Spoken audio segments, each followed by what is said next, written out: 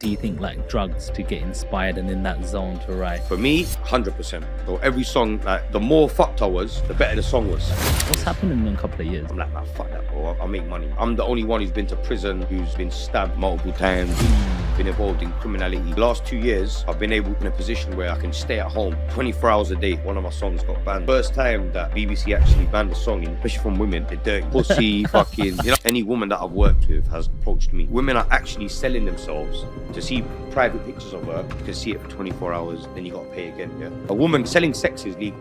Exactly, I'm between 5 or 7 years in jail. One of my friends was a security guard at school. Through him, I sold drugs to a lot of teachers at school. Cocaine is a more higher class drug. Like, I've sold to fucking MPs. I've had MPs come to my establishments, bro. Westminster and all that, yeah. I had a flat there for 2 years, bro. I had a Lebanese thing working there. She put so many dildos up MPs' bums, yeah. And I got involved. I got stabbed in the leg. Got stabbed in the kneecap, twice here in the back as well. Lost these 2 fingers. So I got stabbed 8, 9 times in my bum cheek, my right bum cheek. I think twice in my left bum cheek, plus the back as well, whatever, legs. Yeah, I think music has created a lot of business opportunities for me. It promotes you as a person. I've sold over 50,000 cans, yeah. And that's off of like 2-3 Instagram posts. Just fucking around, yeah. Drug, people are dying. There's people, sir. People that. Welcome back to Take a Seat. You're back with the host with the most. Head over to seanland.co.uk to go and grab yourself a free ebook. Why? Because you're going to learn all about serviced accommodation. It's all about getting you guys ahead. And this is why I started this podcast, to get entrepreneurs, high profile guests, and influencers. Today's guest is actually really, really controversial. He's gone from trapping to rapping, and he's even got his own drinks line. I want to know what makes this guy tick. So please welcome Frenzo Harami. Come on, my bro. What are you saying, G? I'm good, my bro. Thanks for having me on, man. Thanks for coming all the way from... Oh, I was out there today, man. I've been up and down London to Midlands to Scotland. Just doing mad trips, man. Traveling about everywhere, man. So tell me what's been happening in your week, bro? Mainly, I'll be real, bro. Recently, it's been the family thing recently, because I've just had 2 kids. In the last 2 years, I've had 2 kids, so I've just been doing the family thing, trying to juggle that. Recently, I've got some more spare time because they're getting a bit older, so Missus getting used to managing it. Yes. So that's giving me time to get active again, you know, on the music. Yes. Other businesses. So. Yeah, so talk to us about your new track, actually, because that's how I come across you. I heard this song and it was like, Licka na tera me don't sari-dat. And then it's like, yo, sweet like Ras Malai. I'm like, who's this guy? Come on, switching it up. Love that tune, bro. And you guys brought it back. And that's how I come across you. And I said to Zavak, I was like, yo, bro, get him on the podcast, because I don't even know how to. Has somebody access you, bro? Bro, you know what? I know it's difficult. People say it's difficult, but I think I'm quite easily accessible. But people say it's difficult to get hold of me, but it's just man. Well, I had to go through someone I knew. I think because I've been ghost for a couple of years. Okay, that's probably what it is. What's happening in a couple of years? Nah, my bro, just chilling, just doing. You know what it is? I'm slowly trying to come away from a lot of the sort of illicit activities and haram activities. Trying to do some more positive stuff, you know, and I think because obviously with the kids and family, the foundations of that, I want to be legit, you know what I'm saying? So I've been trying to work on, you know, energy drink business, property, other stuff on the side, as well as obviously the music. I've been in the studio as well, so like I've been working, just ain't really released nothing until obviously this song here, which is why you probably heard of it recently, because I hear it. Just dropped it. Are there any regrets so far? Now you're now a father, and you're father of 2 kids. You know, congratulations on that, by the way. But looking back on your life, are there regrets? I'd say, I mean, there's things that I would have done differently. Maybe some decisions that I would have, you know, thought about again. But I think, all in all, it's like without those mistakes, without the learning curves, I probably wouldn't be sat here today or in the position I'm today. And I'm grateful for, you know, the position I'm in today, because throughout the sort of hardships, all the hurdles that have come along the way, I think for me to be in a position I'm today itself, even just to be here, I think it's an achievement, man. So, I don't like to live life with regrets, you know, because otherwise things might have taken a different course. So Sometimes people can dwell on these things and just be down and just like, dwell on regrets and just keep hating yeah, themselves and stuff. it So holds you, you back in it so a you bit. If believe you on just moving just forward. move forward and yeah, just stay positive and just move forward. Because I mean, in the past, I've had issues where things have gone wrong or you've lost money and you just thought about it too much, and it's like rather than thinking about it, you can go out and make more money. True. You know what I'm saying? Yeah, So yeah. it's a waste of time, fam. 100. There's a lot of my viewers who are probably thinking, hey, hang on, what do you mean? Where's this guy coming from? Like, I can see an energy drink here. He's telling us about his music, and we're probably going to put that in the Yeah. intro. So they're probably thinking, where's this guy started off? Where's it come from? So where did the story start from? You was born in East London? Yeah, I was born in Whips Cross, so Leytonstone, Okay. local, and grew up around there, Walthamstow, Waltham Forest, Chingford, Leyton, around them areas, and went to a few different schools. Got kicked out. Got a lot of siblings? Yeah, I got three siblings, Okay. so Where they're do all you younger fit than in? me as well. So Okay. I'm the oldest, so I kind of led the way. I kind of showed them what not to do in life. You get me? What mistakes not to make. Because Wow. out of all my brothers, to be honest, out of my whole family, I'm like the black sheep. Not that I'm not accepted, because they all love me. They've all showed me loads of love here, but it's like I'm the only one who's been to prison, who's been stabbed multiple times, who's been involved in criminality.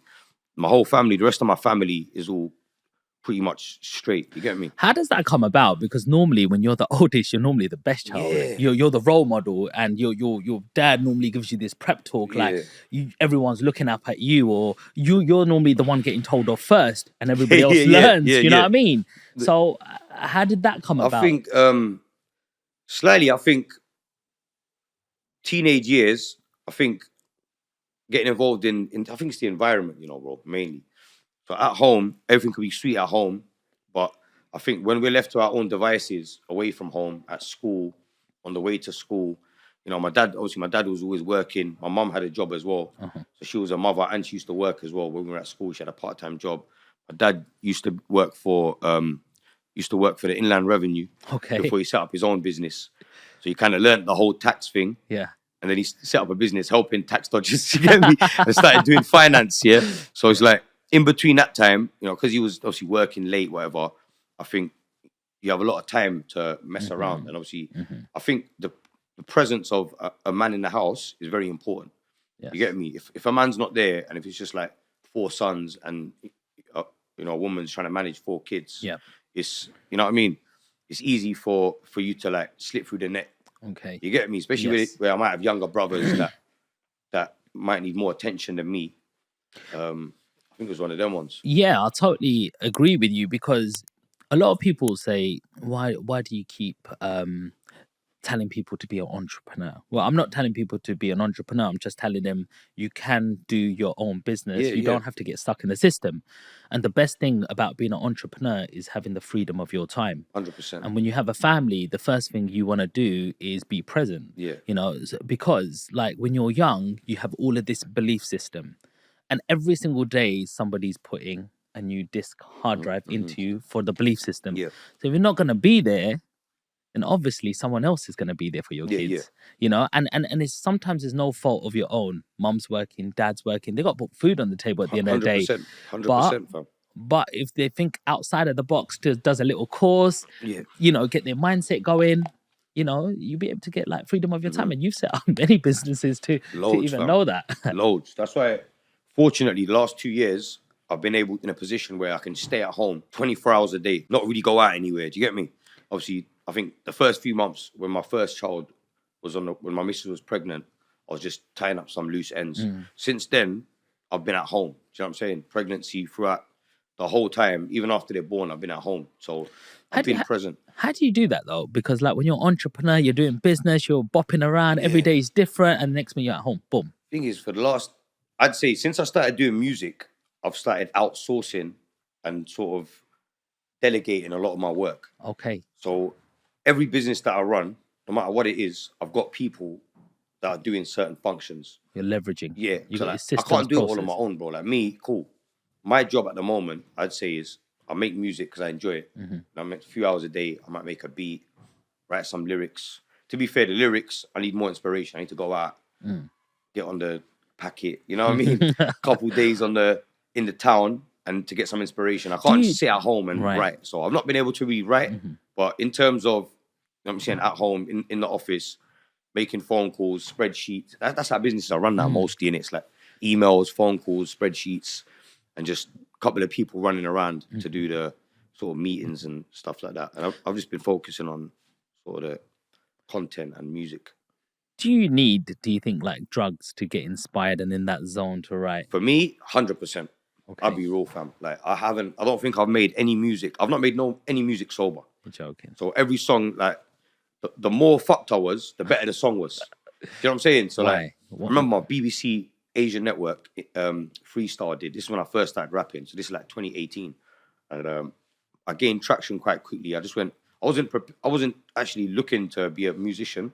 It's just something that happened just by chance. So someone took a video of me, of my brethren Shaker. He put it online. That's gone viral. Okay. People started adding me. I think I had 200 followers them times, bro. So I wasn't looking to do music. Like I never wanted to do music, even though I had the talent for it. My friends were telling me for years, "Yo, bro, you should do music. Like you'll take over the Asian scene because no one's like you." I'm like, nah, fuck that, bro. I'll make money. I don't need to do that. I'd rather stay low key and behind the scenes. But a friend one night, we were just a bit licked. You know what I'm saying? It was in one of my establishments. He took a video and just posted it without telling me, just tagged me in it. Just like, oh, fuck it, let's see what happens, yeah? What platform? That was on Instagram. Instagram, okay. And I'll be real, I was looking bummy in the video, bro. I was like up for 3 days. Yeah. My hair was a mess. Like, I didn't care. See me, bro. Even now, I might look like a bit of a mess. I like to stay comfortable. Yeah. But I'm a lot cleaner looking than I was then. I didn't give a fuck about the camera. Not that I do now, but even less so. Do you know what I mean? I was really scruffy, very raw. So I think that kind of gave it that edge where people have seen it like, yo, who the fuck's this guy just chilling somewhere and just coming out with these lyrics? Like, what the fuck? Because I think I started mixing certain words that the Asian community could relate to. So it was like, that drew their attention a bit.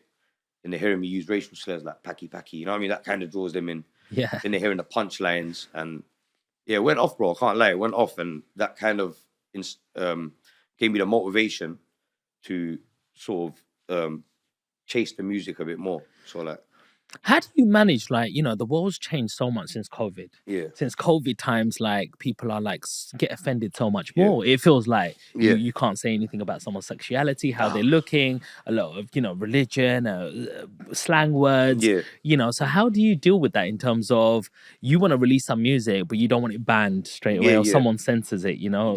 And obviously you're going to probably spend money on this production. So the last thing you want it to do is get, you know, censored. So how do you deal with that? With that, I mean, at first, when I started doing music, I actually believed there was freedom of speech.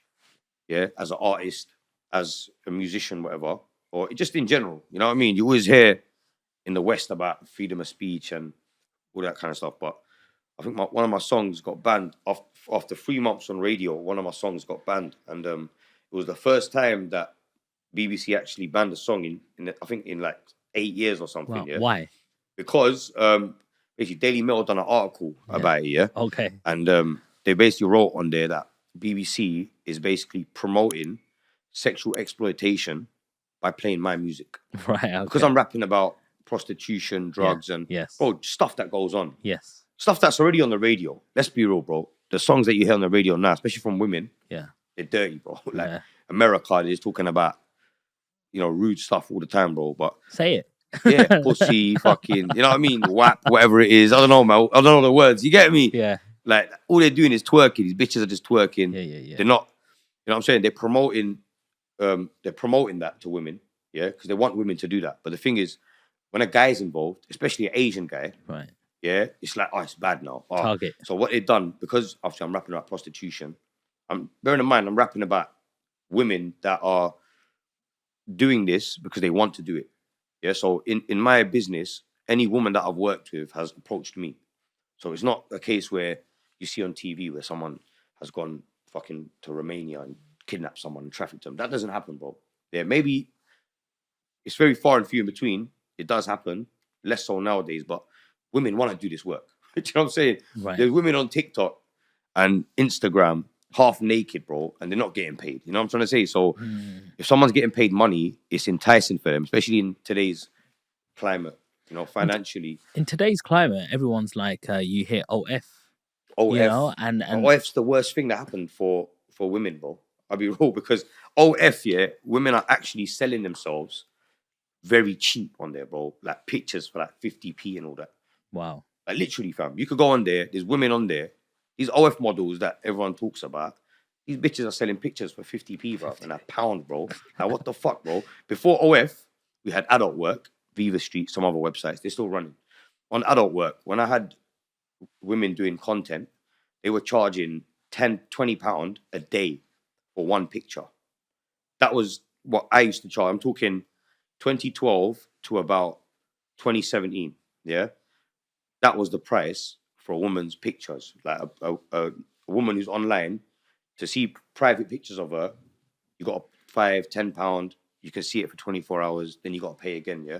Okay. Which you look at the difference, bro. Nowadays they're paying 50p for like a month subscription. You get me? So it's like the OF has actually, what they've done. Because OF, they're pimps. OF, they're basically pimps, innit? So OF, that platform, is a pimp. Is a pimp. It's literally a pimp. So And they've got and women it's been- online selling their pictures, and these guys get a percentage of it. That's pimping, fam. In the in hindsight, finest yes. form, bro. Like that. And it's regarded as something really good. It's legit, and this, that, and the other. Cool. They might mask it and say, "Oh yeah, but it's only fans. It's not. It's for content. It's for creators." No, bro. Most of the people on there, let's be real. No one's going on OF unless they want to see some bitch's feet picture, or you know what I'm trying to say. Let's be real. And OF, what they've done, they've kind of monetized off what I was doing. So they've kind of encroached up on my business. Has it affected your business? It has, to an extent where a lot of women now, fam, yeah, they feel like they can do this on their own. Yeah. So Okay. a woman feels like, I don't need a man. I can do it on my own. And I'll be real, I don't give a fuck if it's controversial or not. Women need men. Yeah. A woman needs a man. Same way a man needs a woman. A woman needs a man. Yeah. Yeah. Let's be real. Women can do mostly, for the most part, apart from some anomalies, yeah, genetic anomalies. Yeah. Most women are suited to do roles, and men are suited to do certain roles, innit? Men are the hunters. Women stay at home and look after the kids. Do you know what I mean? That's the essence of life. Anything else, cool. You know, we can all cut our hair. We can all, you know what I'm saying, do this, that, and the other. So you're saying we can all be a certain way. Haven't got anything against anyone's sexuality or whatever you want to do. I support you. Yeah, if you feel like, if you're a woman and you feel like you're a man, I support you. Yeah, no one can tell you otherwise. But in reality, there is women things and men things. Yeah, let's not get it confused. So a woman, I'll be real, fam. A woman has not got the same drive, mostly, but there might be some. Yeah. Most Most women have not got the same determination and ambition as a man. They haven't. Yeah, I promise you, bro. And I've dealt with thousands of women in all types of businesses, from property to escorting, yeah, and to crackheads to corporate companies. Yeah, I've worked for corporate companies. I've advised corporate companies. Yeah, so I've been around all types of people. Yeah. And unfortunately, it's just the way it is. Yeah, men. That's why most CEOs are going to be men in it. You know So what about this gender pay gap and stuff? What do you feel? Do you think men should be paid more? Yeah, men should definitely be paid more. Okay. 100%. That's why anyone that's worked with me knows I get paid. But what if a woman's saying, I'm getting the same results as the other guys, why am I not being paid as much? Just all right, on performance then. Base it on performance. Yeah? So basically... women aren't going to be as strong as men. So like, for example, women in the escort industry, the reason why I say a man is required, yeah? Right, if you're a woman working, you are more at risk. If you're working alone and you're alone with a strange man, you are at risk. Unless you got a man watching your back. Or even a woman, maybe, yeah? It's better than no one. But what can you do if you're with somebody, you know, obviously doing this act, your phone's not going to be right next to you, right, is it? Yeah. And So, she's getting tumped up, yeah. boom, boom, boom. You're thinking, well, you know, it's an hour, it's still not an hour yet. Yeah. And he's left before the hour. Then what could you I've have got done? a perfect scenario that I was involved in that will answer your question. Okay. Yeah. Now there was a girl. This was in Canary Wharf. I had this thing from Scotland working. Yeah. She was making dough. She was a grinder. She was like man then.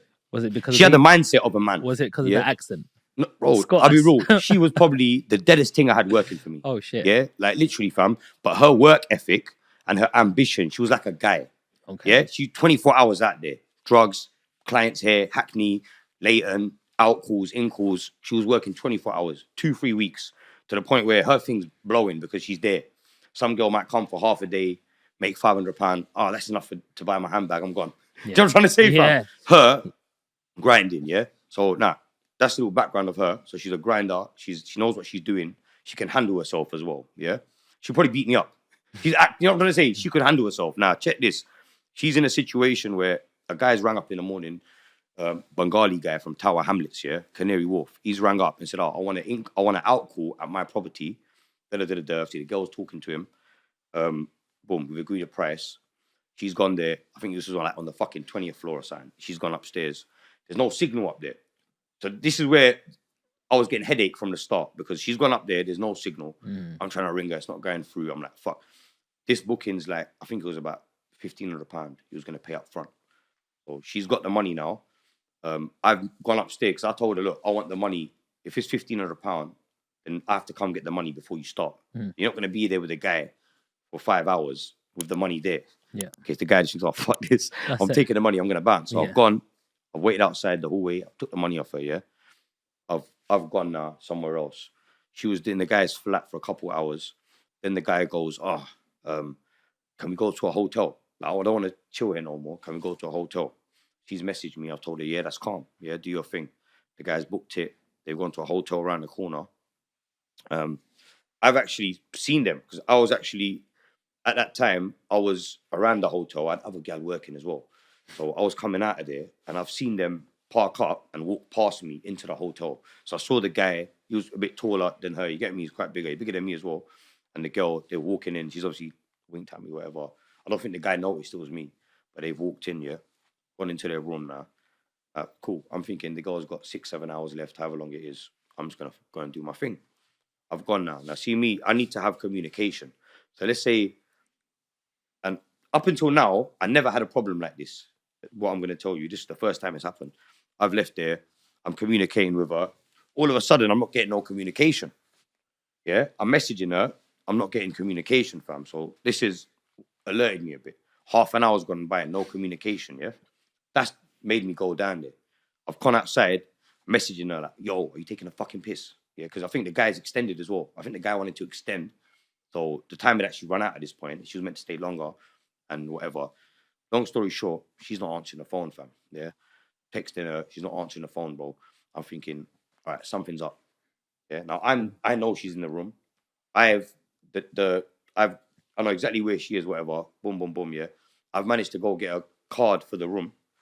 Yeah, because I knew the woman on the reception. I've got a card for the room, bro, and burst in the room on a mad one. You get me? Like, yo, what the fuck? Yeah? Yeah. These times, she's sitting there like nothing's happening. The guy's acting like nothing's happening. And obviously, she's scared at this point, innit? Because I don't know what the guy's been saying to her, but she's glad that I'm there, but she's not really saying much. The guy's obviously got his shit and ended up dipping out, yeah? And I said to her, yo, what? Like, what happened? He didn't get intimidated by you or anything? He did. That's when, as soon as I've gone there, the guy's like, already, he's like, oh, shit. Do you understand, yeah? Okay. Getting his shit together. Okay. He's like, oh, I'm going to go. Yeah, but he was acting like a frail kind of guy. So I let him go. After he's gone, the girl has told me that the guy wasn't letting her use the phone. He was threatening her. He was smoking crack in the room and saying, oh, if you touch your phone, I'm going to bang you in the face. So imagine, fam, if I was not working with her, that scenario, how long would that guy have had her in that room, bro? And he was only sticking on her for half an hour because I found that straight away. You're not communicating with me. You're messaging me every hour. Yeah. Yeah. That's my investment, bro. She's making me 2-3 grand a day. I want to make sure that my investment's safe, innit? So it's like, bro, if I didn't go in there, what would have happened, bro? Like, she could have got raped. She could have got robbed, abused. And you get me? Fuck knows, bro. I hear you. So I think that I've got two. Bit extreme to kick off the podcast, but you know what I mean? It's like that scenario you can see where a guy on the other side of the door literally saved her, bro. So in a way, you're like security. Man, yeah, man's Superman. You're bro. A doorman. Yeah, and the thing is, a lot of agents, badge. Basically, fam, I actually do a good deed for the community. Like, if you think about it that way. Okay, but on the flip side, I've got 2 questions here. Yeah. First of all, what's the split? If she's getting 1,500 and she's the main person, what's she paying for this security and these business deals being done? That's negotiable. Okay. So, and like everything, it's like every woman's got her expectations. Every agency, every guy's got his expectations. Yeah. Yeah.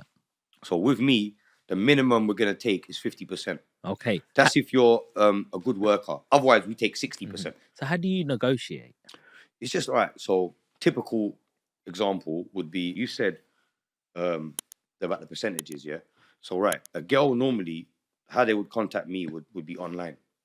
So it would be through the website, yeah? They'll be searching on, like, say if you're a girl, you want to make some peas, you're online doing some research, you come across a website at the top that says, boom, whatever agency, English escorts, Asian escorts, work available. Is being an escort, is that legal? Yeah, as long as you pay tax. Then if you don't, then they'll fuck you over. But as long as you pay tax, all right, a woman can, selling sex is legal. But like, someone can say to someone else, right, I'm going to charge you £80 for whatever. That's not a crime. If it's between two people, it's legit. So it's legit. But how did this all start? Mad, bro. It's just randomly, you know. Right? A girl actually approached me and said, yo, let's make some money together. A couple of girls have done it. Actually, not wasn't one. Really? Two different occasions. Two different. In what sort of environment did the girl just ask you? One woman she was a bit of a crackhead. She was a bit of a nitty, yeah. She used to pick up. Long story short, she was a bit of a crackhead one where she probably wanted to make money for drugs. I came across her and we just started working because, you know, she obviously needs security. She knows she can't do it on her own. I had the drugs. She was like, I might as well work with this guy. And I was just feeding her drugs basically to work. So that was one scenario which lasted probably 2 weeks or maybe a month at tops, yeah. And it was an opportunity, yeah. And I kind of made some money and just left it. And then a few months later, someone that was actually renting a property from me and working there, she had a problem that obviously she couldn't deal with. Someone was coming there and basically robbing her, beating her up, you get me? And she needed someone to help her. The first person she turned to was the guy she's renting the flat off. So she shouted me, I've gone down there. I felt like I have to do something in it. Cool. She's on her own. She's renting this place off me. She pays more than the usual rent. I'm getting good rental yield. Yeah. I need to protect She was paying me double rent, fam. You get me? Obviously, at that point, I wasn't involved in any business. I just know, right, the flat was £1,500 a week. That was the rent. Yeah. Queensway. It was a nice flat, 3-bedroom, nice apartment, like Bayswater, you know them sides, yeah? 15 bills a week, yeah? I was charging her like 2.5 a week or something like that. Wow. So it was a lot of money. She was probably making like two to 4 grand a day, minimum. Boy. Minimum, bro. Like before I met her. So obviously someone's come there a couple of times, roughed her up, took her money off her. She's independent, bear in mind, innit? She's a young girl, she's independent. The guy's come there, violated. She's, who's she going to call, bro? She's not going to tell her family that she was working as a prosy and someone beat her up. You know what I'm trying to say? She can't really, even if she had a boyfriend, she probably wouldn't tell him because she's trying to be low key with it. Not like nowadays, you got bitches on OnlyFans, you got their boyfriends bashing over their videos, you know what I mean? With other men. Like, the world's gone mad, bro, innit? Like, but it's some people, they don't want to be public with it. Yeah, they don't want their pictures on a website. So like, even on my website or on their own page, they might have pictures with their faces covered or they, you know what I'm saying? Some people are low key, so she was a bit low key. So that was another scenario where she called me for help. I helped her, and then after that, we kind of started working together. She brought a couple other girls on board. And did this kind of go hand in hand? Because before this, which we'll probably go into a little bit as well, you was getting into drug selling, right? You was dealing and stuff. Drugs and prostitution, they are very closely related. And did you think that, hey, hang on, if I can rent this flat for 2.5 grand, that's 10 grand a month, I could rather try get more into this rather than being on the street and shotting and getting caught in a different way. That's exactly what it was for me. So when I found out that you could make money in that way, it was like, why am I risking? Because by then I've already been in prison 3-4 times for drugs, driving. Altogether, I've been to like probably 10 different jails, you get me, for different things over the years. I've probably done about I'm between 5 or 7 years in jail, like behind the door. Do you think the system failed you at all? I mean, I actually think the system's fair. Like the legal system, I think is quite fair. Like in this country, anyway. Okay. The judicial system, you can always judge a country on how they treat their prisoners and how their system is. And I think for the amount of trouble that I've been in, the things that I've done, I think the prison time that I've got is about fair. It's balanced. Do you know what I mean? I haven't got any long sentences that are like unjustifiable. Do you get me? You've gone to prison 8 to 10 times. Yeah. it's failed you in some way, shape, or form? I think society. I think in general, I think the rehabilitation side of it. Every time I've gone jail, in one way or the other, it has rehabilitated me. And I've seen friends that have spent longer than me in jail, that have maybe got 14 years, 28 years, 15 years, and they're doing half of it or 3/4 of it. And it's like you see them, right. The first time they go jail, they might get slapped with like a fucking daddy stretcher. Let's say they get 15. They'll do fucking 7.5 years, come out, but then they get straight into it because they're still in that mindset when they first went in. Yeah, they're trying to make up for lost time. Do you get me? At this point, yeah. So they come out of jail after 6-7 years, they're back into shit. 2 years later, they're back in jail. That's the time they learn. You know, when they're back in jail, where they've been out, they've seen their children that are older, they've got a taste of legit life, they've been working, they've started making money, they've started doing illegal activity as well, a little bit, and got caught, landed them back inside. Then they're like, fuck, bruv, I'm older now. I'm 30 now. Like, I'm in jail. Like, I can't go back now. Then they do a few more years. Then they come out. Then it's like, yo, now I'm not looking to make up for lost time. I'm looking for the future now. Because now I'm like halfway there now. I'm 35 years old. Have I even got 35 years? Do you know what I'm saying? So family's getting older. Oh, my mum's getting older. My dad's getting older. My kids are getting older. You know what I'm saying? So I think, not with everyone, but I've seen it with people that want to change, that have got some sort of light in them or some sort of faith in something. I've seen them change, bro.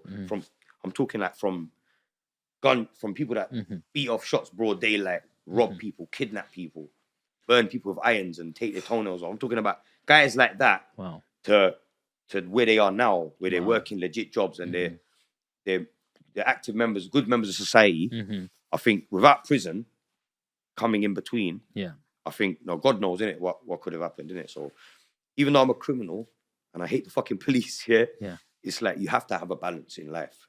Chaos and like good and evil, law and chaos, it's like they have to be balanced, innit? Otherwise, bro, the whole world's fucked, fam. You know what I mean? No one wants innocent people getting murdered or getting, you know what I'm trying to say?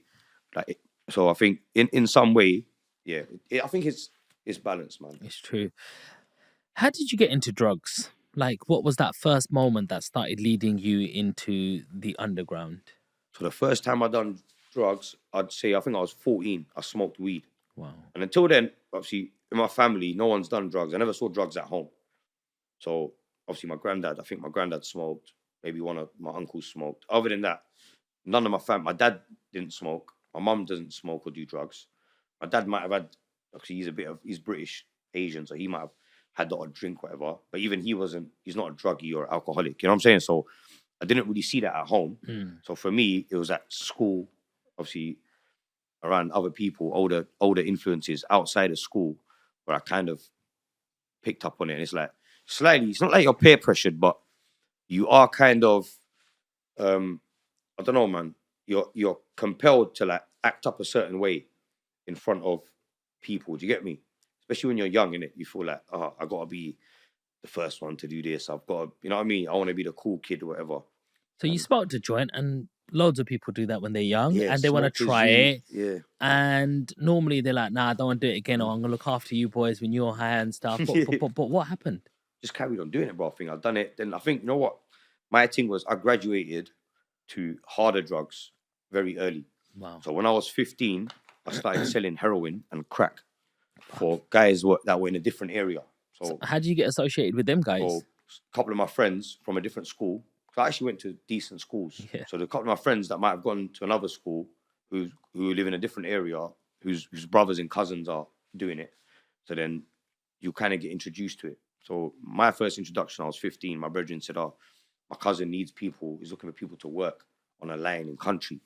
And them times I didn't know what it was. Like, I'm just hearing about it now. And that's basically when you travel from London, you go up north or down south to the countryside and just sell drugs to them and just come back up, basically. So I said, how much are you getting paid? He said, we'll get paid like maybe 5 bills every couple of days or something like that. £500 every 2 days or something. Okay. And I thought, that's all right, you know. I'm 15 years old, bro. Like, I'm selling a bit of weed. I was selling pills as well at that point, ecstasy tablets in school. And I there was was like nothing. There 15. was no fear aspect. Like, Nah, no fear. 'Cause like you're getting away with it. No one's expecting you. Like I was selling things to the security guard, teachers in school. Like there's one or two teachers in teachers, school. bro. Not all right. The security. All right, basically, All right. one of my friends was a security guard at the Yeah. school. Obviously, he became my friend. Like became a very good friend of mine. Yeah, he was like my oldest client. But through him, I sold drugs to a lot of teachers at school. Yeah, prom night when I wasn't allowed in prom. I was kicked out of school. I wouldn't even gone anyway. You get me? I wasn't even on that. But prom night, I sold drugs to him, like cocaine, other stuff, and he then distributed it to teachers. So I know for a fact that teachers are on it. Maybe not while they're No, the there teachers are the teaching. worst. Yeah, they're on Teachers it, are bro. the worst. Everyone's on it, bro. Like literally, fam. I remember that night. I think he bought about 7, 8 grams off me Wow. of sniff. Yeah, Is that he a gave lot? it to one of my head of years. That was literally my head of year that used to give me detention. He used to fucking lecture me, bro. Yeah, him, man's fucking. I don't know, another teacher. I don't know, bare teachers, bro. Like fucked, bro. Like I'm thinking, yo, and that was when I was 16. Wow. So I'm 16 years old. It's like And school's so- just finished. So since 14 to 16, you're doing this. You haven't been caught. Yeah, ain't been caught. I've been getting away with it. Just about dodged police, dodged getting What do you mean robbed. just about? Like, what was Just the about, close? bro. What I've were had the... situations. For example, I had one situation where this is when I was about 15. We was in Kent, and we're selling from this guy's house. Him and his girlfriend, yeah. And there was another house down the road, and the guy there was picking up a lot of crack off us. And I'm talking, bro. The guy was spending like $5,000 a day, just him, like buying. He used to literally come. I thought he was a Fed at first. I'm thinking, yo, this guy is a bit booky.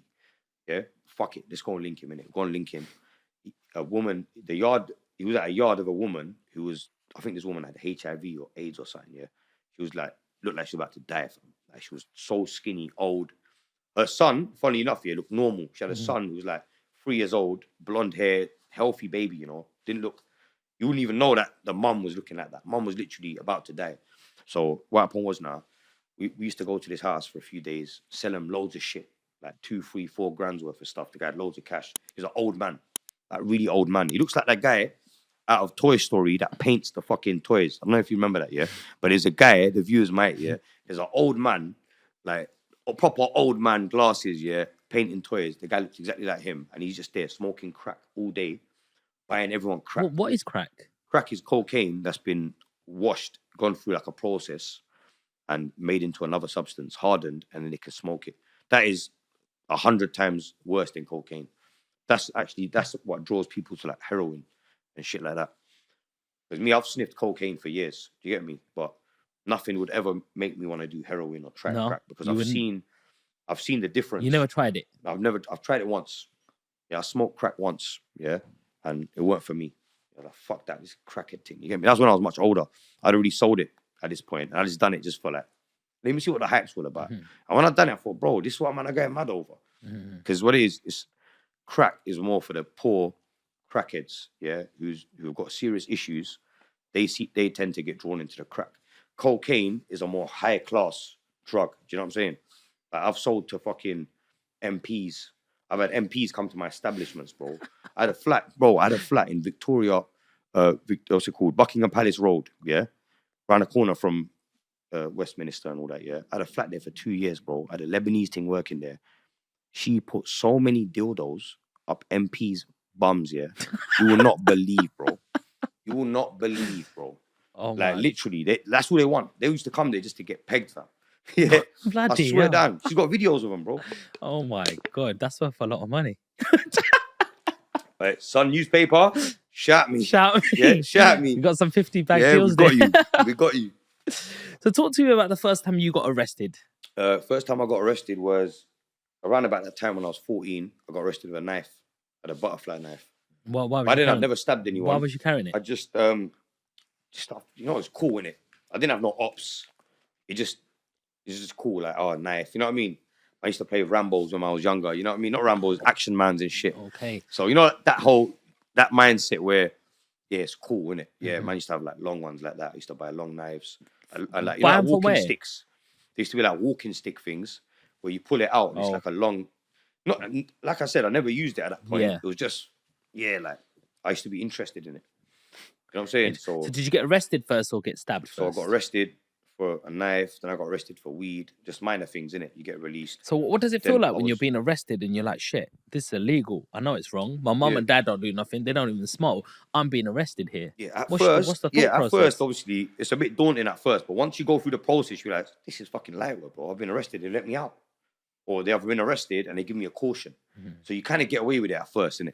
You don't get punished as much, innit? You kind of go there, your mum and dad comes to bail you out, and you go home, and then that's it. And wasn't you getting like, you're staying home, you tell me Yeah, where you go, I was getting this, that, this, but this. I was a bad youth, innit? I'll sneak out, I'll do this, I'll do that. And at that age, bro, I wasn't even living at home.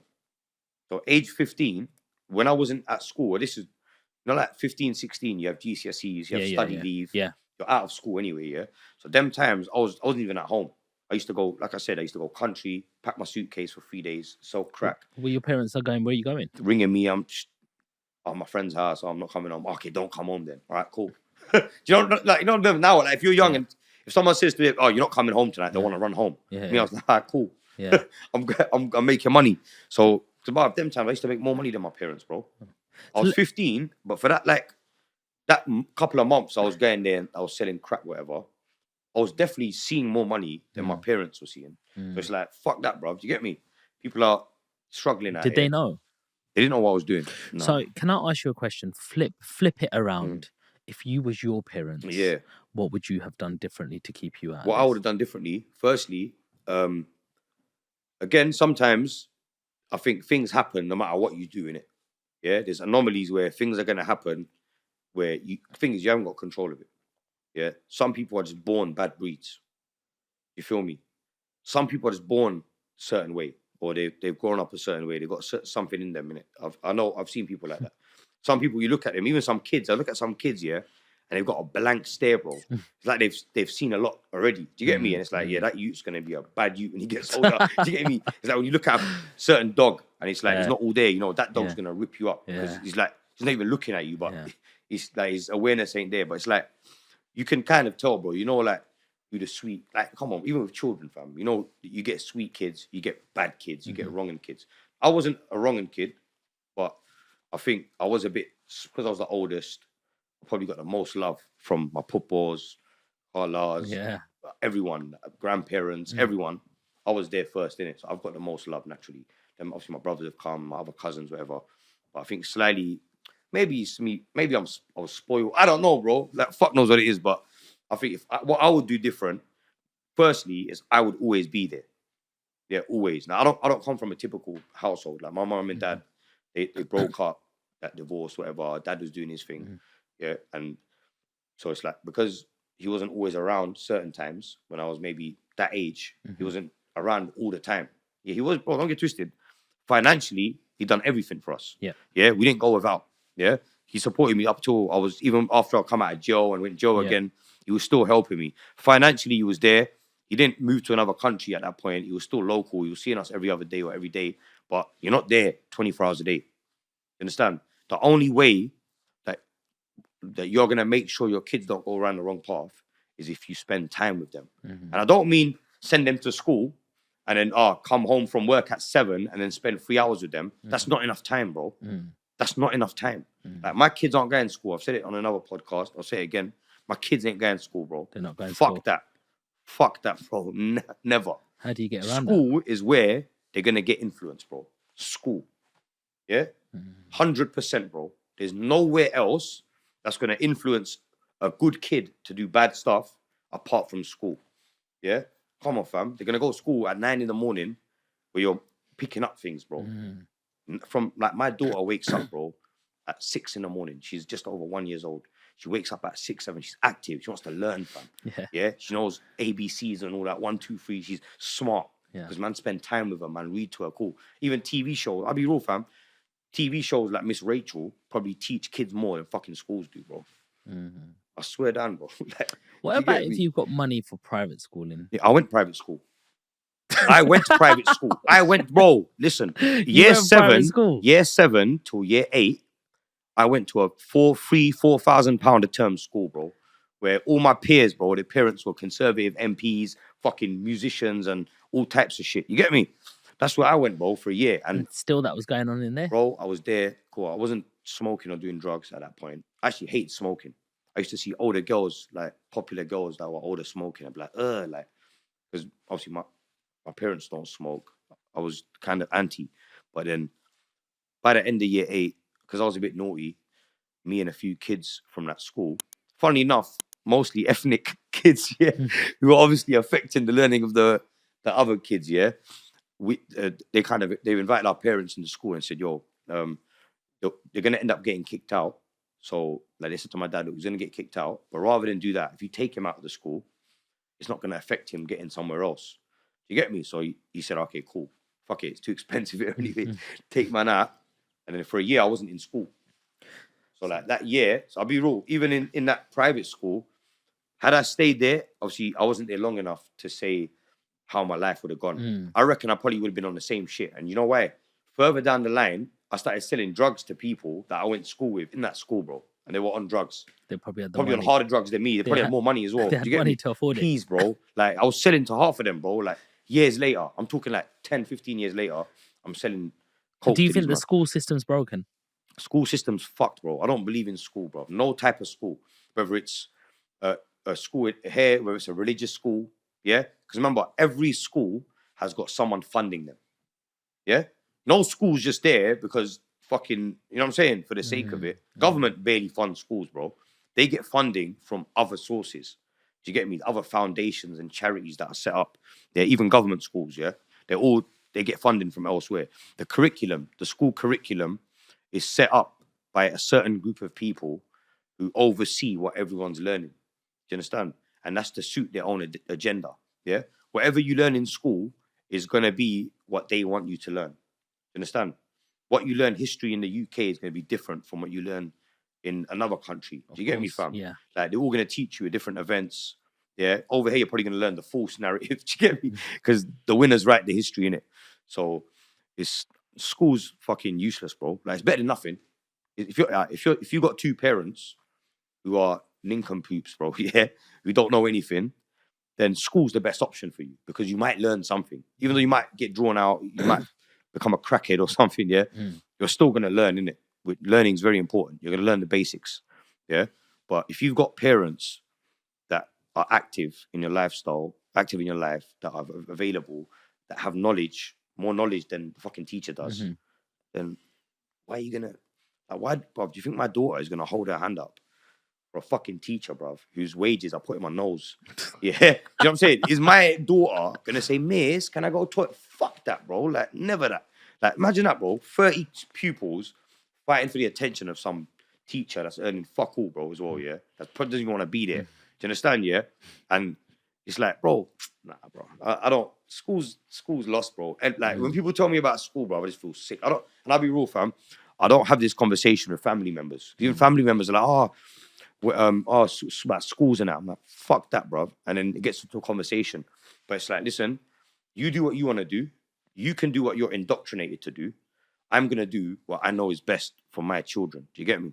And what's best for them is not going to no school because, alhamdulillah, I've got a sweet daughter, fam, who's innocent, bro. The most nicest, caring person, fam. You can see it.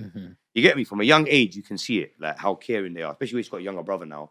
You can see the interactions and stuff. And it's like, I would never jeopardize her future by putting her with hundreds of other youths, fam. Not just her class, remember.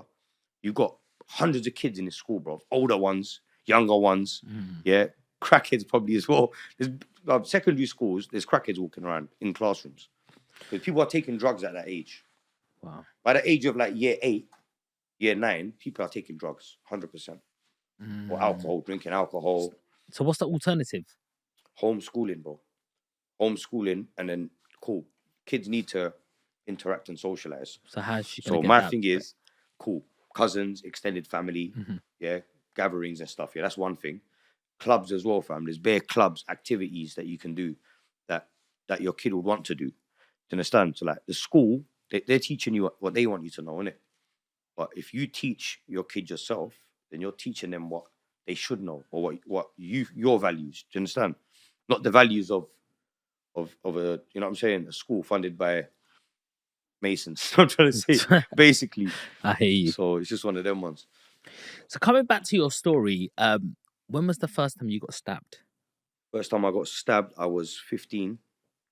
I had a little problem with someone in my area. One of my friends did, and I got involved. I got stabbed in the leg, got stabbed in the kneecap twice here in the back as well. The second time, I nearly lost these two fingers. You can see here, yeah. See from there. Yeah. These two fingers were hanging off. The man's pulled out a knife and I've grabbed it. And as he's pulled it backwards, my whole fingers have come off. That was when I was like 16, yeah. Then 17, I got stabbed again in my arse, yeah. So I got stabbed 9 times in my bum cheek, my right bum cheek, and I think twice in my left bum cheek, plus the back as well, whatever, legs. And I like, thank God I By a big survived. knife, small knife? What is it? I didn't see the knife, to be honest. The last time, it was older guys. So that the third time I got, up until then, it was people my age. The third time, I was working for someone, and long story short, I didn't feel like I was getting paid properly. So I started robbing him on a sly one. So like, he'd send me to go meet a customer. I'd give the customer a different number and say, yo, call this number next time. I was basically just trying to suck his line in it. And he found out, lined me up one day. This was in Hackney. He's lined me up.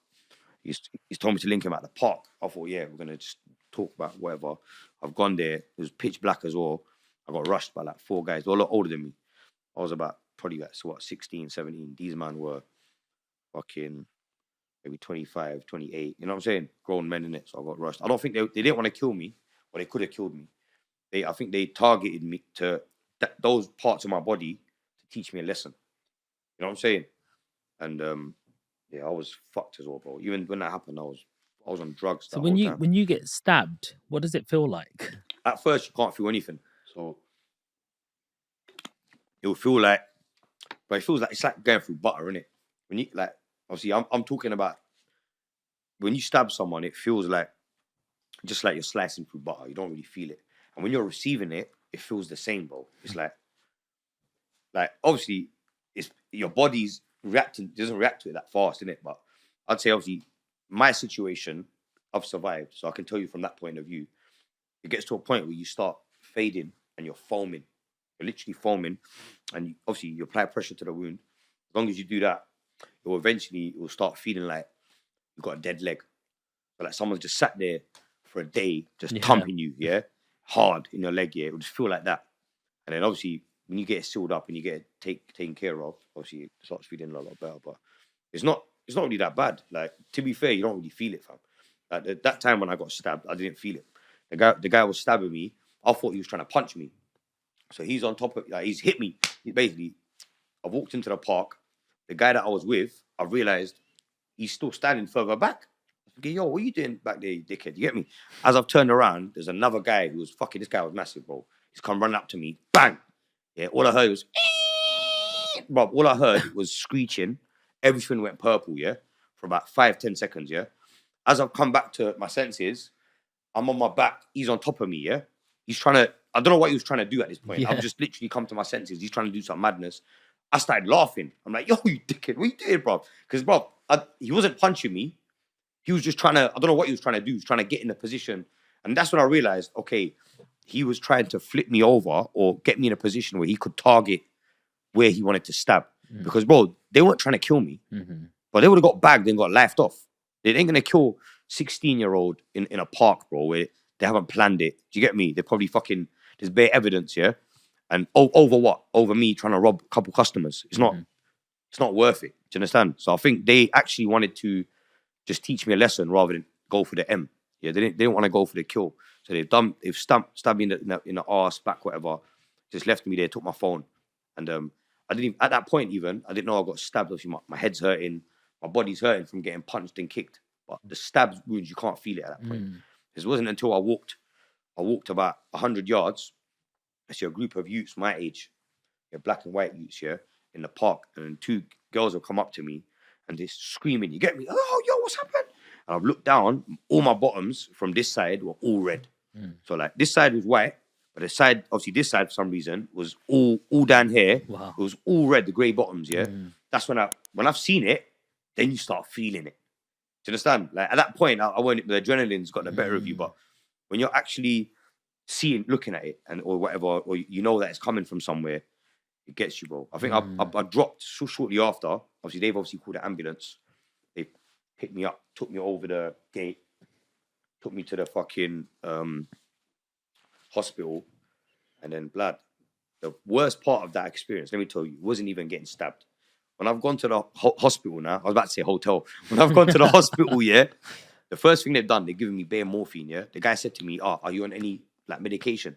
I said, I'm not on medication, but I've just took bare ecstasy tablets a couple hours before. So I was actually high. That's probably why my shit went purple, you get me? I said to him, I've taken some ecstasy and some cannabis, whatever. The guy's like, oh, that's fine. It'll be even better for you then. They give me bare morphine, bro, yeah? Bare other shit. At this point, I'm all like woozy, yeah? Then the nurse was a man. I remember the nurse was a man, yeah? He's held my hand. He goes, yo, basically, the doctor's coming now. She's going to have to check for internal bleeding. And I'm like, okay. Like inside my batty. They were like, yeah. I was like, okay, cool. At this point, I didn't know what they were going to do. Bruv, the nurse has come, bruv. She's shoved her 2 fingers, bruv, all the way up my batty. I don't know how far she went, fam, or how far she had to check, fam, but swift, bro. I'm talking like that swift motion, bro. In, out, yeah. Obviously, no internal bleeding, thank God, yeah. But, bro, that was probably worse than me getting stabbed, bro. You get me? I'll be real, yeah.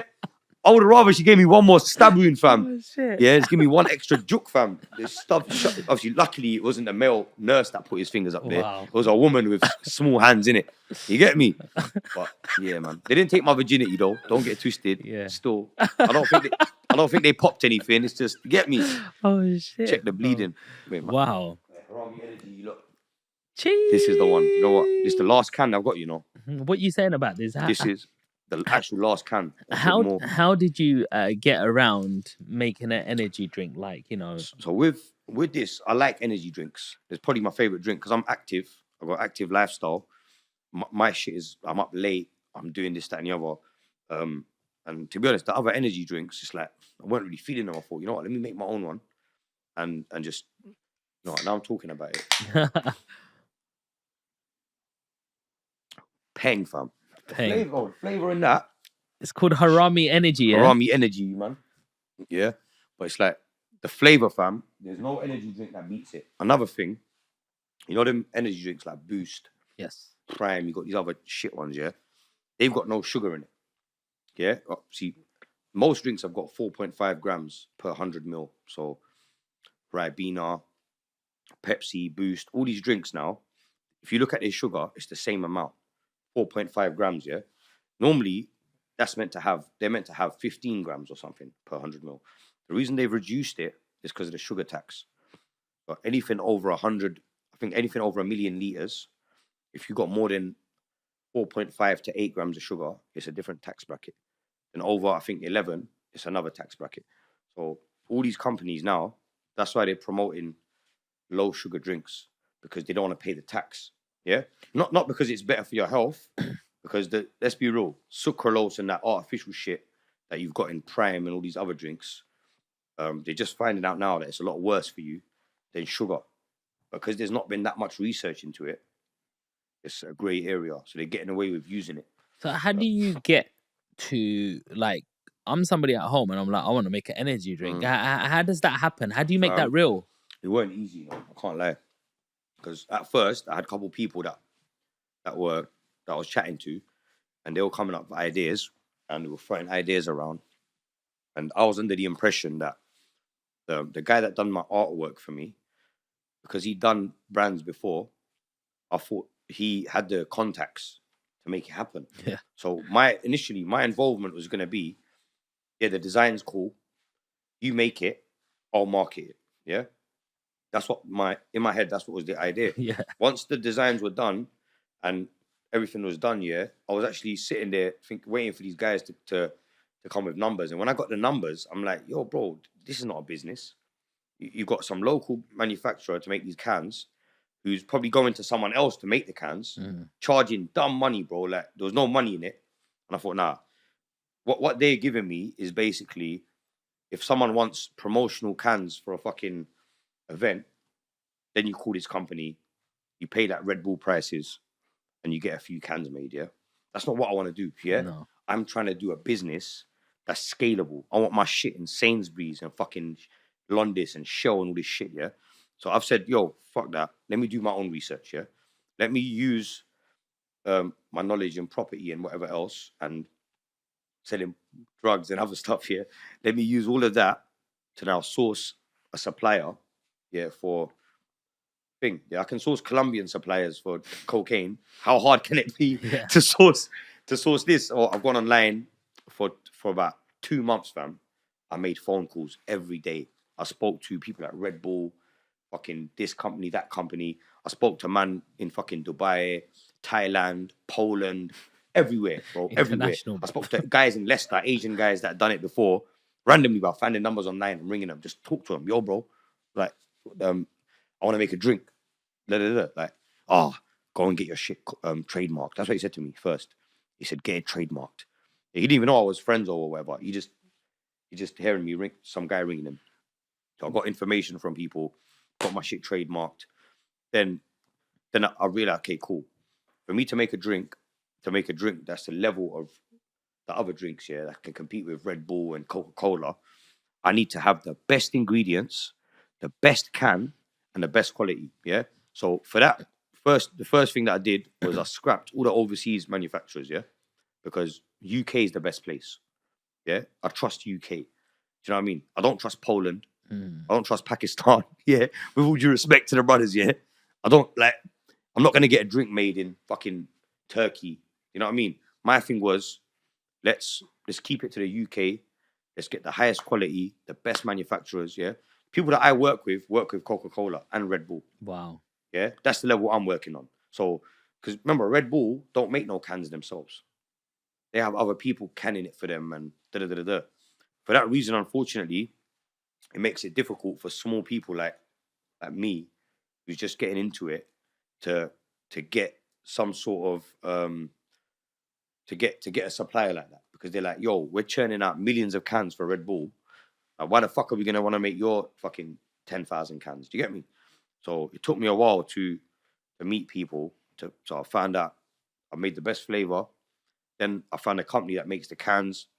Found a company that does everything, and put it all together basically. And now I've got That's like a quite a seamless. transition. Yeah, I think it was easy, man. It wasn't even hard. I just wanted to do it. I could have probably made the drink. Like even now, bro, I've got 2 new flavors coming out. I've actually got 6 new flavors, but I've got 2 coming out in the next week or so. One's called Blue Raz, Yeah. and one's called Puddy Passion flavor. Yeah, it's a peach passion fruit flavor, bro. Which is honestly, fam, I've been a fan of soft drinks from young, innit? Yeah, fizzy drinks. Man's had them all, yeah, to the point where I'm sick of them all. Like you've had them so much, it's like, fuck it, I'm just gonna drink water now or whatever. But it's like gets to the point where see the drinks that I've got, the flavor, you can't match it. The sugar content is the same as Red Bull and Coca-Cola, which is obviously costing me more money, but that's why those drinks are better than the rest, bro. Because the ingredients that they've got is the best. You get me? They're not swapping sugar, which is what we want, yeah, for fucking sucralose or fucking this other artificial So you believe shit. in real sugar? Real sugar, bro, is way better. And I argue this all the time. The reason why we've been led to believe sugar's bad is because the companies that want us to believe the sugar's bad are the ones that want to save money on sugar tax. Do you understand, fam? So obviously, bro, they're going to tell you sugar's bad. Now we've got an alternative for you. It's like, smoking's bad, but we've got vapes. Now we've just found out vapes are worse than cigarettes. Yeah. Yeah, if you're inhaling it. You get me? Because you don't know what's in it, bro. It's a liquid made in China somewhere.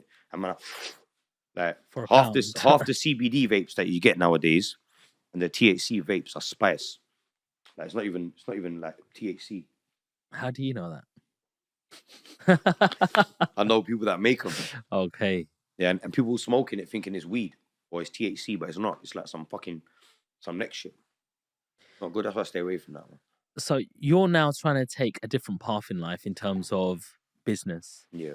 And also alongside this, obviously you want some sort of promotion around yourself, which is, do you feel music gets you that? Music definitely gets me there. I think music has created a lot of business opportunities for me itself because it promotes you as a person. Not only that, as a brand. So the energy drinks, I've sold over 50,000 cans, yeah? Wow. And that's off of like 2-3 Instagram posts. It's not even like, bro, I've had no adverts yet. I've not put a billboard out. I've not put an Instagram advert. I've literally posted it once on Instagram before release and once after. I've sold 50,000 of these ones. The new ones that are coming, I've already pre-sold over 30,000 of them, and the cans ain't even here. Do you know what I'm saying? So it's like the brand has created that. Otherwise, even people are telling me, "Oh, bro, why have you got Harami on there? You should call it Halali, bro." I'm like, "Who the hell is Halali, though, bro?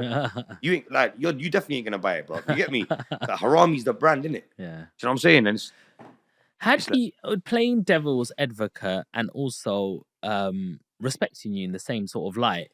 How do you get somebody who's an ex-convict, pimp, into drugs, and now I'm going to trust to drink your drinks? thing is, yeah, it's main thing is honesty. One thing you know about me is that I'll be honest with you. Like you probably, not every. Some people might think I'm a liar, whatever. Yeah, people in the comment section here, the little fatty that can't differentiate between real and fake, they might think I'm lying. But someone who's people meet me, if there's one thing they'll get from it is that this guy is like an open book. Maybe he's too open. Like I'm too open, fam. I'll tell people shit that you don't even need to tell them. It's like, you know what I'm saying? It's like, bro, why did you have to even say that, bro? Like you should have just kept it quiet, but fuck it is what it is. I speak my mind. I don't write things down or I don't think before I speak. So with me, it's like what you see is what you get. And I drink this myself. I've probably drank thousands of these cans, bro. Yeah. It's the last one. I had a whole pallet to myself and I drank all of them. You get me? So what does that resell at? So this resells at roughly £2.20 a can. Okay. About £2.20. And what am I getting if I'm drinking one of them? You are getting the different type of energy boost. You know that the energy boost that only Ramis have. That natural. You get me? So am I gonna see you on Dragon's Den? I'll be with Dragon's Den. I don't know, man. You know what it is? I'm a dragon myself, innit? So I'm a dragon, man. For promotion, I think Dragon's Den is more promotional thing, innit? I think people that go on there, slightly, they've got deals already in place with these people, innit? I think it's not everything is as it seems, innit? Or so that's what I think so anyway. Because everything's set up, innit? They're not going to invite random people on Dragon's Den. Oh yeah, just bring your product. And he's got some weirdos coming on there. You get me? It's like everything is tactically done, innit? And I think Dragon's Den, the way I'm looking at it, Dragon's Den is just another platform to promote these businesses. Because even if they go in there and they don't get an investment, they're still going to go off. Yeah. They might not need the investment. Do you get me? I think, so I used to work in a bank and I was going to go on this TV show called The Apprentice back in the day. So I'm at the bank here and I used to work in Soho Square and that's where all the film companies used to be. Yeah. So I'm dealing with this big client. I said, oh, by the way, you work in film or production? And I said, I'm going to be on The Apprentice. And he goes, let me give you one piece of advice. Just be like the one that hates everybody. Yeah. I'm like, but I'm a nice guy. And he goes, no, you're not going to get nowhere with that. Yeah. You need to go in cocky, attitude, and fuck all the rest.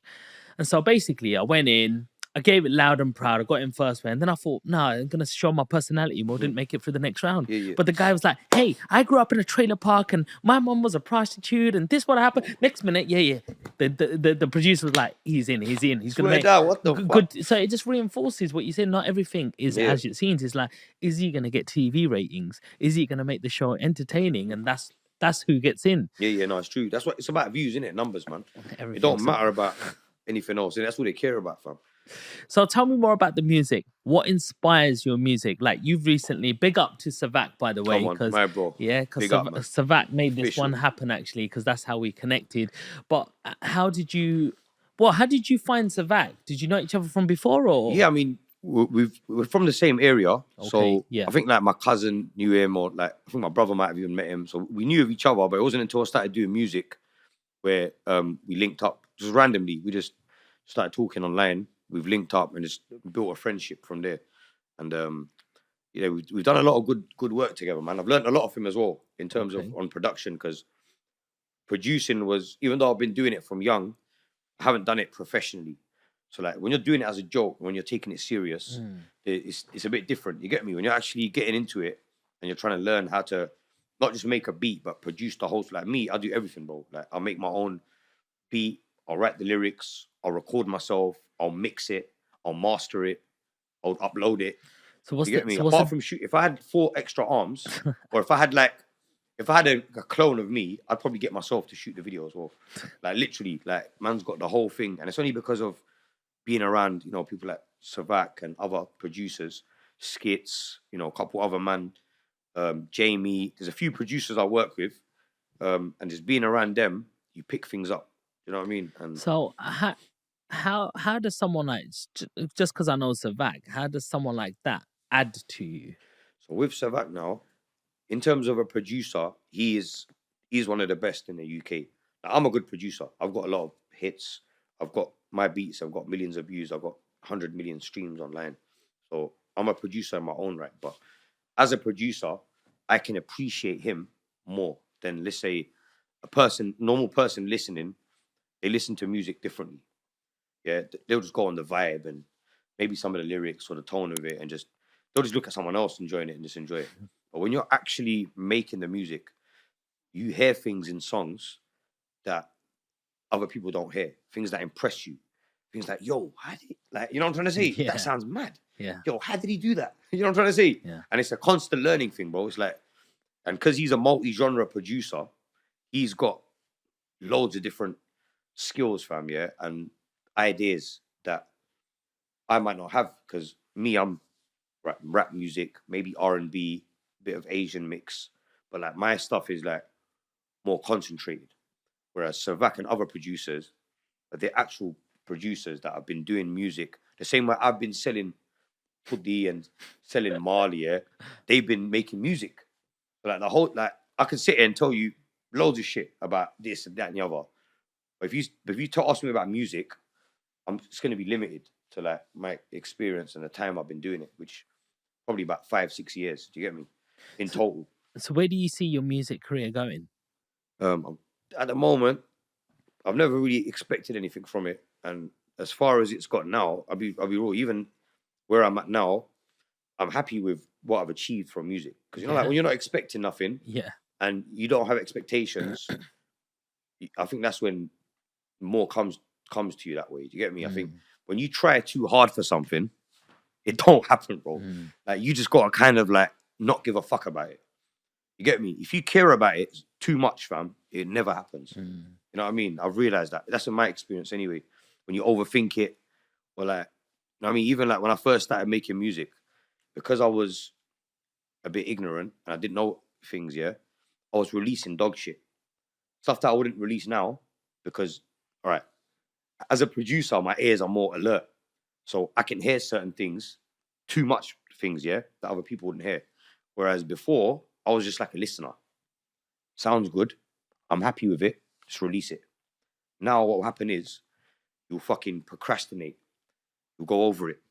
But instead of like before, I remember my first album, it took me 2 days, yeah, to record that. 2 studio sessions, 4 hours, yeah. We made about 12 songs. Fucking millions of views I got off that, yeah. Now, bro, it might take me fucking 2 years to make one song. You understand? Or it might take me up 2 months or 2 weeks, but because I know more now, and I want it to be better than it was before, I'm spending more time on it, because it's like there's no point me releasing music if it just sounds the same. Do you get me? So how do you do your research? How do you know what the new gen? Because we're now a generation or two behind now. Yeah. Like we like to think we're young and we walk it and talk it. Yeah.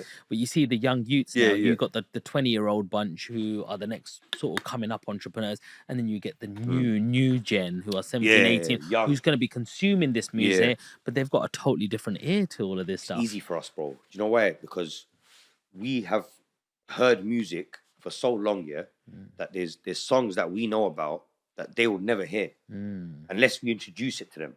You feel me? So like, I've noticed how before 2018, before I came around, bro, yeah, being a consumer of music for my whole life, there was no music around that I could relate to. There was no music that was rap music with an Asian guy on there speaking in Punjabi or Urdu, yeah, talking about raw shit that sounds cool, yeah. There was no one like that.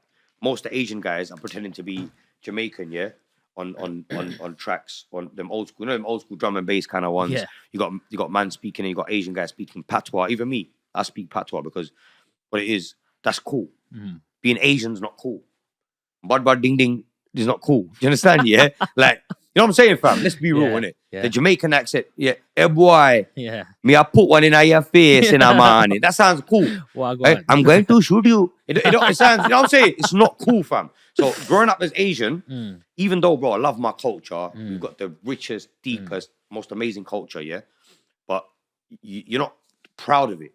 Do you understand? It's like, because we are made to look ridiculous online, yeah? Like, Asians are made to look like idiots, yeah? Any film, any movie, yeah? East is East, Four Lions, all great films, but we look like dickheads, yeah? Citizen Khan, yeah? Think of any Asian related thing on TV, we're gonna look like dickheads, yeah? We're not gonna look like Jason Statham, yeah? The Yeah. bald-headed Yeah. fucking Batman. Do you know what I'm trying to say? Yeah. We're gonna look like idiots, yeah? So it's like, my thing was, yeah, fuck that. Man's gonna make this shit cool, yeah? I'm gonna introduce the younger generation to the shit that I grew up to, and I'm gonna bring it to today, yeah? Because I know music, because what it is now, bro, music now is more basic than it ever was. It's all the same. People just copy each other, fam. It makes me sick. Even me, blood. Before I came about, no one was doing Asian remixes like that. No one. Not Asian rap remixes like me. As soon as I came about, 2018, 2019, now on TikTok, that's all you hear. On Asian TikTok, every producer has got rap beats with high-pitched samples in it, Bollywood samples. They're trying to do what I was doing in 2018. But So who do you look up to? Who inspires I you? don't look to no one. I make music that I want to listen to. So I don't give a fuck, bro, and I've never gave a fuck. The times I probably did give a fuck, I didn't bang views because I'm trying to please someone that I don't fucking know. Yeah. If I please myself, I know I'm gonna please most people because I know what sounds good. I am like, I can relate to the older generation and the younger generation. So I've probably got fans that are fucking young and fans that are old as well because I've been active for a long time. Frenzo, I want to ask you one of the main things that we first spoke about when you knew you were going to come in this podcast. You knew I was a real estate guy, and you were like, "Bro, I can't wait for this." Come on, fam. You I'll be know? real. This is the main thing I wanted to chat about. Come Because on, bro. people don't ask me these questions Yeah. about property, finance, but that's a big part of my life. You actually came from a sort of property background, Yeah. no? So my dad used to do finance, mortgages, property, everything. Obviously, my whole family does. So you kind of learn from there. But I've worked for companies just on my own accord. I've worked for companies, not just family businesses. Doing but what? initially when I was 17, this was before I went to prison. For a year, I was working for a company in Surrey. They were buying everything, bro. I'm saying whole developments. They were just buying the whole lot, like 200 flat developments here, 100 flats here. And what they were doing was below market value property. So they'll buy a building, like 300 flats, the whole development. They'll get it for like 30% off the RICS valuation. And then what we will do is we'll use some of that discount to give back to the clients. So someone will buy a flat off us out of our discount. We'll build in the deposit and everything for them in that. It was dodgy. I can't lie. It wasn't legal what we was doing, yeah. But I can't lie. Added to the credit crunch as well, because bro, we're getting properties where they're getting upvalued, high loan to value ratios, bro. This is a time where they're giving away 110% mortgages. So property is worth 200 grand. They'll say, yeah, we'll give you the whole value of the property and a credit card on top. That's literally. And back then, see now, you'd have to show them your tax returns, your information, bank statements. Bro, back then, signature from the accountant and a stamp, and that was it. Done. £1 million approved. Wow. Decision in principle done. We get offer within 24 hours, bro. Like finance was, I'm talking before '08. It was a different thing, bro. Like they were giving away money, like because everything's going up. Yeah, you could buy a yard for 200,000 in a year. It's going to be worth 250. So you could probably get a loan of 250 on it now. Do you get me? So it's just mad. The market kind of fucked up, and then when the market kind of twisted a bit, it created even more opportunity, especially for someone like me who's young. At this point, I think I was 18 or 19, yeah, in '08, '09, when after the credit crunch happened, yeah. By then, I already knew about property. I'd done my mortgage certificate in mortgage advice, so I was regulated to give financial advice at that point, and I was getting a lot of deals from not just agents, but like landlords that were distressed, or like property owners that were fucked, that had to sell. And on the other hand, I had access to clients through, not just through family, but through work before and just cold calling, yeah? I had access to clients that were cash rich that wanted to buy. Okay. So then we started putting them together, bro. So like someone selling a site. I remember I had a guy, he was selling a development site in Kensington Church Street. I think the price he wanted was about 2 mil, yeah? And the GDV was about 10 million or 12 million, something mad, yeah? Might have even been more. It was something crazy, yeah? There was a lot of work to do. It was like 5-6 houses in Kensington. So it's going to cost a bit of money, but it was good. There was a lot of profit in it. So we've managed to secure that site for 1.8 mil on an assignable contract and flipped it to a next man for 2.3 mil. So just off that one transaction, the company made, like, after whatever fees, the legal fees, close to £500,000, bro. Just off that one deal. Wow. Yeah, obviously they've developed it and whatever they did afterwards. But it was a lot easier then as well. You see, like, assignable contracts and these kind of things, is doing that now is a lot more difficult. Of course. Because they figured out that, all right, this is how people are flipping properties. And so have you bought property yourself? I've bought loads of property, yeah, loads. Okay, so how do you get around it? How do you buy when you nothing's say... actually in my name, bro. Like, if you check me out right now, mate, I'm on JSA. Yeah, I'm a cokehead. Yeah, I sniff all my money. Yeah, I live by the month. Yeah, and all my money that I get goes back into what I'm doing. Yeah, which is my own personal shit. Yeah, in terms of business, bro, especially someone who's been look how I talk online, bro. I talk mad on podcasts about pussy, about this, that, and the other. Bro, you'd think I was making it up. Yeah? If police officers investigated me, they probably think I was making it up. Because I don't own anything. Yeah? Search me, check my wife, check anyone close to me. We don't own shit. So how do you have that level of trust? We've got companies, we've got other vehicles, do you know what I mean? Set up, yeah? Which is actually a better way to buy property. Do you know what I'm saying? It's true. It's the much smarter way to buy property. Why are you going to buy it in your own name when you could buy it in a vehicle that's not even set up here? Do you know what I'm saying? So there's things, and because I've been in the game for a long time, it's like I've had a lot of opportunities. So, for example, when in 2009 we were getting access to a lot of repossessions. Yeah, I'm from East London, so I knew a few agents, Douglas Allen, this one, that one. You know what I'm saying? Yeah. High Street. So I knew some agents there that. They were getting hundreds of repossessions because everyone was getting repossessed. Okay. Yeah, after the financial crash in 2008, yeah, they're all getting repossessed. So 3 or 4 agents are getting all of these properties. So before it's even gone onto the market to the public, we've already had a week where we've gone to view it. We've got a list of properties, mainly in East London, like East Ham, Forest Gate, Walthamstow, like my areas, yeah. I'd go there for the viewing because my job at this point, this was when I was working with my dad again at this point. Yeah, I was about 19 or something. Yeah, maybe a bit older. Tell that a bit older maybe. I was going there and viewing the property, working out the value, what needs to be done. Yeah, most of them were grow houses. So you go in, the whole roof's off, bro. Like whole roof's off, shit's hanging down, shit's burnt. Like it's a grow that went wrong. Yeah, and then the banks repossessed it. They're giving it to the agent who's selling it for fuck all, bro. Like, I remember we had 2 flats. This is a perfect example of how I got into property, yeah? We had 2 flats in Walthamstow, St. Andrews Road, E17, yeah? It was a house converted illegally 5 years prior, yeah, by the freeholder. He converted into 2 flats. Ground floor was a 1-bed. Upstairs was like a 2-bed with like a little loft. What we've done now, yeah, one of them was with one agent. The upstairs was with another agent. So they both know each other. Yeah. They've sent us the list. Right. We like these. What, 80 grand? For what, 80 grand each? But this deal were 80 grand each. That was the price on there that they wanted. The actual price they could have got was more close to 120. Yeah, even in that market, they could have got 120. But they're trying to make a few grand.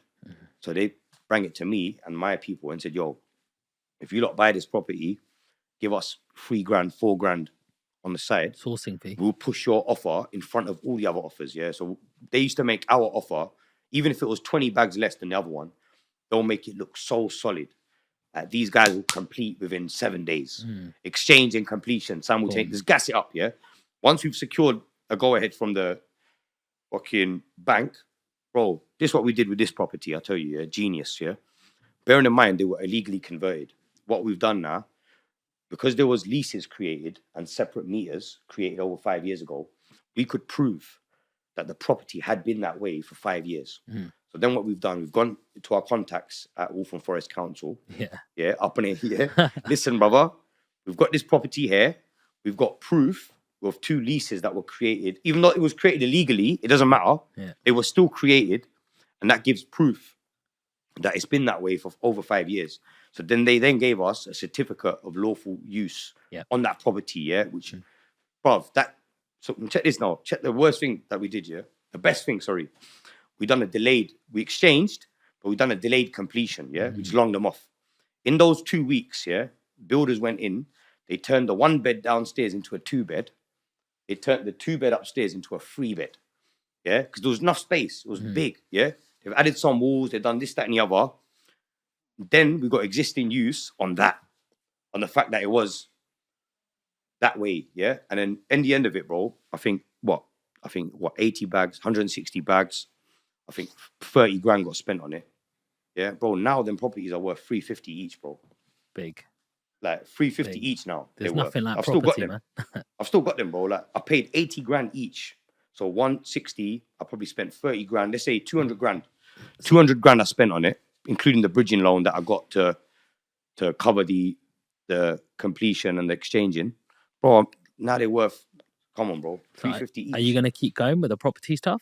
Property stuff, yeah. Property is one thing that I won't sell. I'll sell everything else, as you know, yeah. But property, my thing is, if there's anything I want to give my children, it's going to be property. Yeah, forget cash. Yeah, cash don't mean shit. Yeah, I've had money under my bed, and as the years have gone by, I'm able to buy less. Yeah, they start changing the notes. You can't even spend them. Do you know what I'm trying to say? I've got money, bro. I've got 20 grand's worth of money that I can't change in the bank, that I can't spend because it's just old notes. Like they're not in circulation no more. Do you get me, Lolly? I couldn't change them up, so it's like cash is not worth nothing. My main thing is property, yeah, and forget mortgages as well. Obviously, you have to get mortgage to get on the ladder, but I don't like to refinance. My thing is make as much money as I can through other ventures and just pay off the mortgages. Do you get me? That's the main thing that we have to do. What a turnaround! What a turnaround! We'll try it, bro. We're still working at it. Yeah, I can't lie. I'm a bit of a degenerate still. I've got habits that, you know what I mean? Old habits die hard, innit? Yeah. So tell me this. Remember your very, very first house. Can you remember that? Yeah. Yeah? Cool. So remember that street. Yeah. And remember, like, that's the very first memory that you have of that house. You're walking down, you can see that same pavement, same streets. Yeah. You go up to this door and it's the door of your very, very first house. You reach into your pocket. You remember that same color key that you pull out. Yeah. And you put that key into the lock. You turn the lock and it makes that same familiar sound that you used to remember. Yeah. Click. You open it and you smell. And you can smell that exact very first smell that you smelled. Maybe it's your mom's cooking, tadka, whatever. Yeah, maybe you can hear your little sibling, brothers, and you're walking in. And as you walk in, there's nobody there. You know where the kitchen is, you know where the lounge is, and you're walking straight through. So you're looking for everybody, and then you walk back. And as you walk back, you look at the stairs, and you see the steps in front of you. Yeah. And as you're walking up the stairs, you can see your bedroom. And you know exactly which one it is. Yeah, whether it's round the corner or straight in front of you. And you're walking, and you're walking. You walk in front of your bedroom, and you turn the lock. And as you turn the lock, you hear that same familiar click. You're transporting me there, bro. I can imagine. I'm imagining it still. You open it, and there's your bedroom exactly how you left it. But the room is empty. You see where your bed is, your computer desk, your shelves, everything exactly where it is. And as you're walking in, you actually see from the corner of your eyes a little young boy. And you turn around, you go closer and closer. And as you go closer, that little boy is you. He has all the beliefs. He has all of the, I want to become this, make my parents proud. All such a happy little child. And you look at him and he looks straight back at you. That little kid is you. And he might have looked at you and said, you changed, bro. Definitely. You become someone different. You're looking back at this little child who is you, what are you telling that little boy? Boy, don't know where to start, bro. I wouldn't know where to start, fam. So much, man. So much, fam. That little boy wants to hug you and say everything's going to be good, everything's going to be fine. What are you telling that boy? Boy, that's a tough one, man. Bro, I'd be real. The main thing I'll tell him is just spend more time at home with family. That's the main thing I'll tell him. Yeah, that's obviously guidance. After, in hindsight, there's loads of things in it you could tell your past self, but I say the one thing that we're not going to get back, fam, is time with our loved ones, with family members. They get older, you know what I mean? All these years wasted in jail, out on the street, all this fucking around, yeah? Drugs, you know what I'm saying? People are dying, do you know what I'm saying? 20 years down the line, 30 years down the line, there's people, sorry. There's people that were there. Sorry. No, it's calm. I know the feeling. There's people that what do we say? Okay. There's people that aren't here no more. And not gonna get that time back. Mm-hmm. That's what I'd say. Mm-hmm. Thank you for sharing that, bro. Come on. And this podcast has been absolutely amazing. Come on. Really, really appreciate you.